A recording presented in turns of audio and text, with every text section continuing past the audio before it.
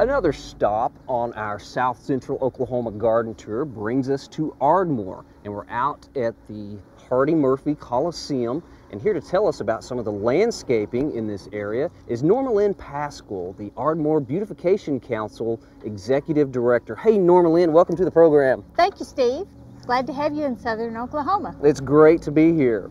Well, this is certainly a beautiful garden out here, and I'm just curious, what did this area look like about a year ago? About a year ago, it was just plain grass, had the sign, the flagpole, but absolutely no enhancement. Okay. And tell me how this garden came about. How did this all come together and get installed here? Well, Hardy Murphy Coliseum had done a lot of improvements to their facility, to the barns in the back, and this is where we have a lot of the agricultural events in our community. And so Tim Lynch, who runs the Coliseum, contacted us because he wanted to add some enhancement to the front. The very first spot that people see as they come to the Coliseum. And so he contacted the Ardmore Beautification Council to work with them and help develop something of interest. Okay. And you guys chose a xeric theme, and is there a particular reason? We did because we did not have a location where people in the community could come see Xeriscape gardening so that they might look at it and decide they'd like to have some plants like this at their home.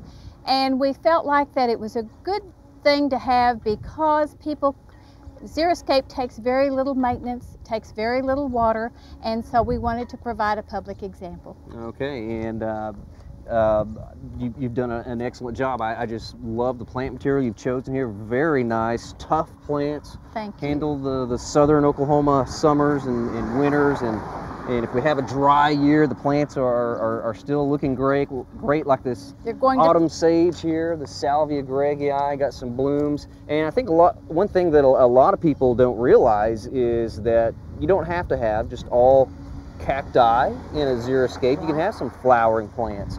And you guys have also added lots of delicate foliage plants here with the grasses. We got the switchgrass here and the Mexican feathergrass. And also the hardscape in this area adds so much interest and texture. And I understand there's a story behind a lot of these rocks. Where did those come from? Yes, the rocks were all harvested from a local ranch, from the Dobby Ranch. They were generous enough to allow them to go out and pick the rocks. Exactly every rock they wanted was hand-picked. Okay, so. All right. They're beautiful. I love the colors of those rocks. And when you place these large boulders, I know you guys were really specific in the people putting this in, that you wanted those boulders buried a little bit so they look natural. Yes, we didn't want them to look like they had fallen out of the sky, but that they were natural to this landscape. Okay. Well, the landscape has sort of a western appeal to it. And up on the sign, Hardy Murphy. For those of us who are not familiar with this area, can you tell us a little bit about who Hardy Murphy is? Hardy Murphy was a Western showman, and he lived in Ardmore, grew up here, and he was very popular in the 30s and 40s. And he has 2 horses that were buried here on site, and so this was dedicated to his name. Okay, and this sort of Western look kind of matches, kind of goes with the Hardy Murphy theme, I guess, a little bit. Exactly. We thought to have a Western flair in the landscaping would be a good matchup with the Coliseum. Okay, are there any other people who would been involved in this project as well?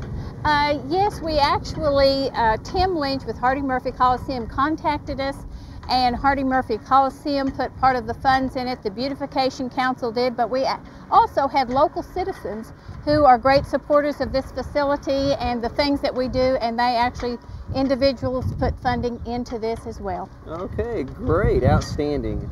A great effort by lots of different groups. Okay, well, it is a beautiful garden, and one of the really neat plants I see out here is the red yucca. I just love that plant. It's so drought tolerant, it's so tough, native to the western part of Texas.